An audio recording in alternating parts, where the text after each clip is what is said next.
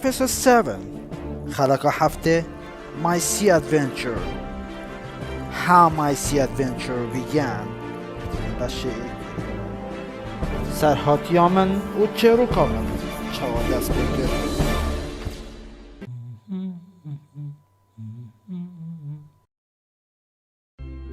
The mutineers didn't return that day. However, Hunter never woke up again and died sometime the following night. The captain had been shot in the shoulder and the leg. However, the doctor stated that he would certainly recover provided that he was given enough time to rest. That left us just four healthy men, the doctor, the sequoia, Gray, and myself. After eating lunch, the doctor picked up two pistols, a musket, a sword, and a treasure map and walked quickly into the woods to the north. I thought that he was probably going to see Ben Gunn. I hate the stink of blood and all these dead bodies around. Help me wash out the house, Said Gray. I started to wash out the log house. It was hot and it was filled with blood and dead bodies. I hated it and wanted to get away. After a moment's thought, and while the sequoia and Gray were not looking, I filled my pockets with biscuits, took two pistols, and immediately left the log house. This was the second reckless thing I had done, and this time I had left only two men to protect the stockade. But like the first act, it would help to save us. I had decided to go down to the White Rock and find Ben Gunn's boat. It was beginning to get dark now, and as I walked among the trees, I saw a boat. It was made from a frame of rough pieces of wood covered in goat skins. There was also a paddle. The boat was small even for me. I also saw Silver and some other men aboard, throwing from Hispaniola to the beach. I wanted to cut Hispaniola free from her anchor to stop the pirates going to sea. I could see the pirates' campfire further along the beach, and just one light out in the water which showed me where the Hispaniola lay. I carried the little boat down to the water and with some difficulty climbed in. The tide had changed and was going out. It was hard to get the little boat to move in the right direction, but despite this, I managed at last to get near the ship. When I found the anchor rope, I took out my knife and started to cut it. As I was cutting, I could hear two men arguing and fighting in the ship about me. It was clear that they had drank a lot of rum, and I knew one of the voices. It was the voice of Israel Hands. On finally cutting through the rope, the ship suddenly started to turn and move with the tide along the narrow passage of water. It moved quickly, and my boat moved along with it. At one point, I saw that I was close to the waves and the beach where they were breaking. The campfire was closer now, with the pirates all around it. And I heard words from a song I had heard them sing many times on the ship. But one of her crew was still alive, of the ship that sailed with 75.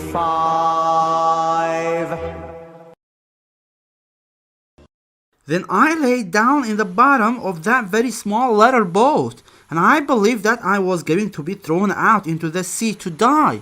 I sat on the waves for hours, expecting to die. Also, I was exhausted. Slowly, I fell asleep and dreamed about home and the Admiral Benbow.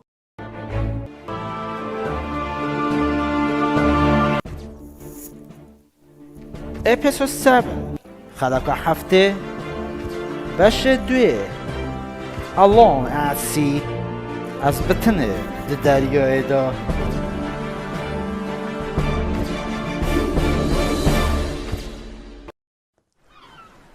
When I woke, the sun was up, and I found myself about a quarter of a mile off the southwest end of Treasure Island. However, the shore was very rocky and the sea rough, so I couldn't rest trying to go ashore. I tried to paddle, but the boat was difficult to steer and water started to come in. I felt horribly frightened. How could I hope to reach land? Some time later, as I moved around the coast, I suddenly saw the Hispaniola in front of me, less than half a mile away. Her sails were moving freely in the wind, and it was clear to me that no one was sailing her. I thought that the two men must be asleep from the rum. If only I could get on board, I might be able to return her to her captain. I knew what I needed to do. I sat up and started paddling again. Despite water coming into the boat, I went on paddling until at last I was close to the ship. I could see that one of the booms was hanging out over the side of the ship, and when a large wave came, I pushed myself up and reached for it.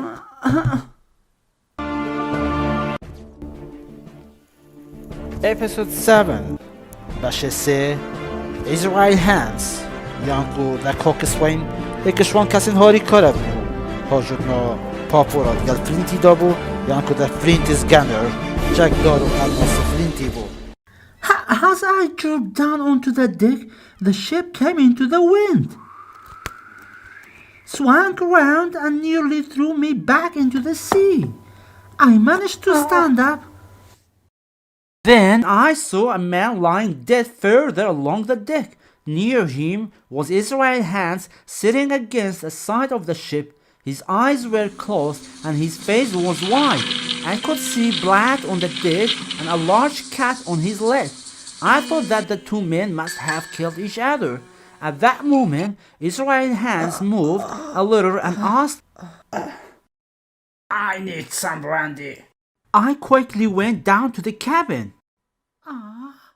It looked terrible and it was covered in empty bottles. Then I managed to find a little brandy as well as some biscuits, cheese, and raisins for myself.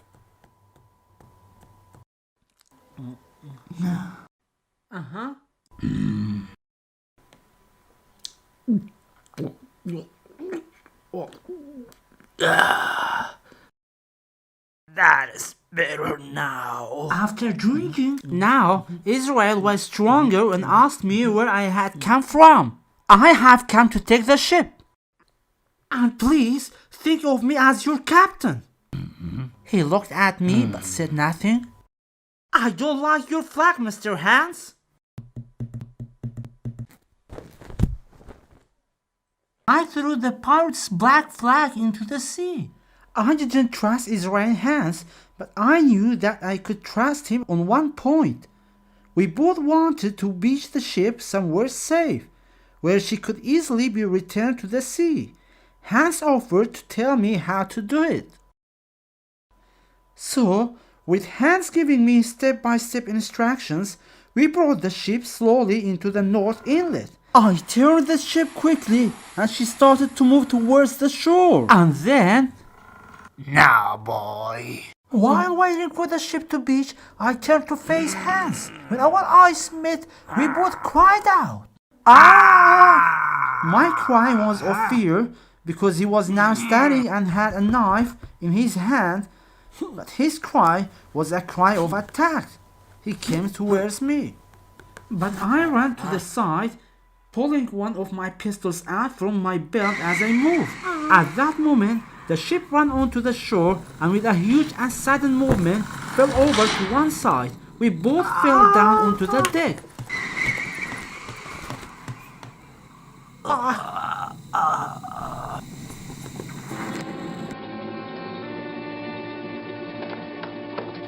I jumped up again and started to climb the nearest mast.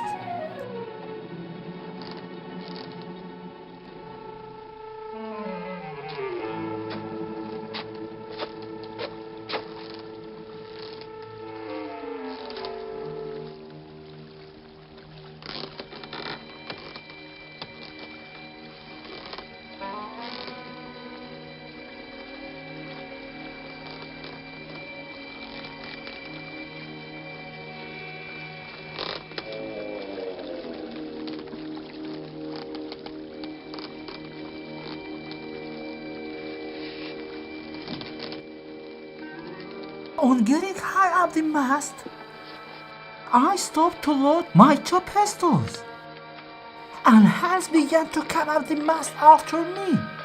And then he stopped climbing and threw his knife at me.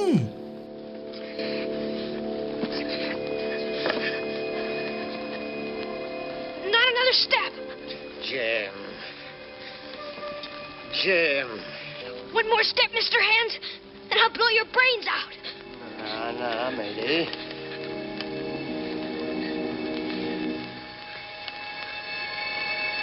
Matey.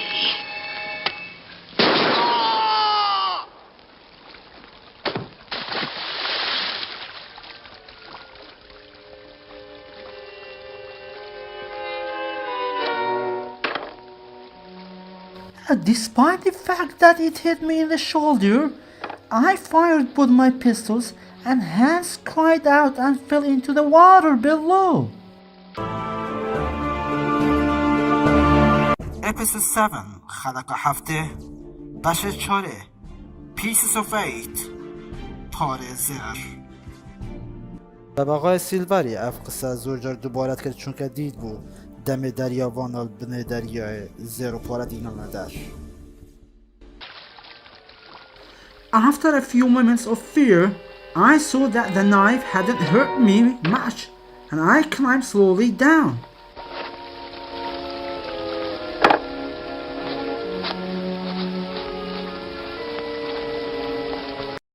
Hans was dead in the water.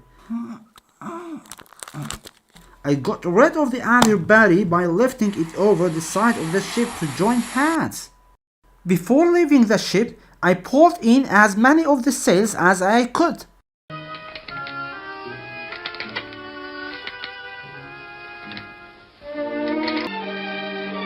Then I dropped down into the water and walked to the beach.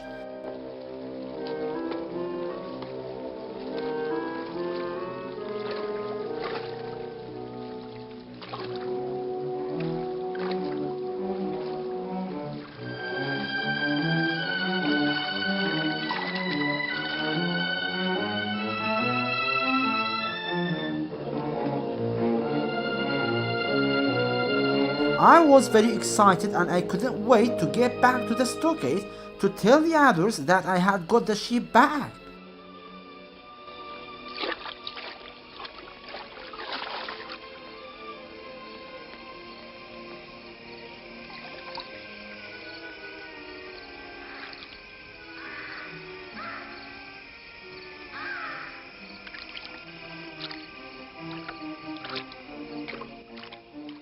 It was late at night by the time I found my way to the stockade.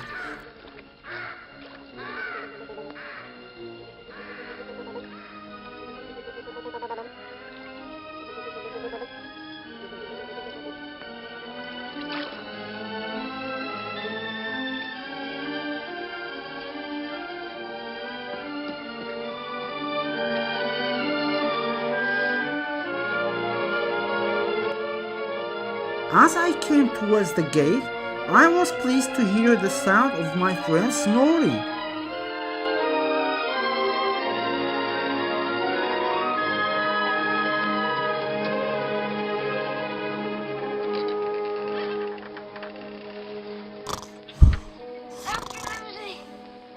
When I walked in, a strange voice suddenly cried out, Pieces of 8! Pieces of 8! Pieces of 8! "Huh?" Pieces of 8! It was Silver's parrot, Captain Flint. How goes there? Silver cried, Matey.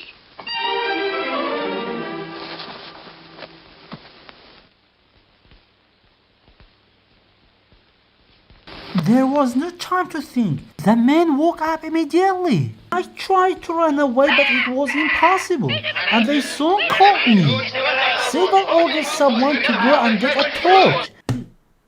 Go and bring a torch.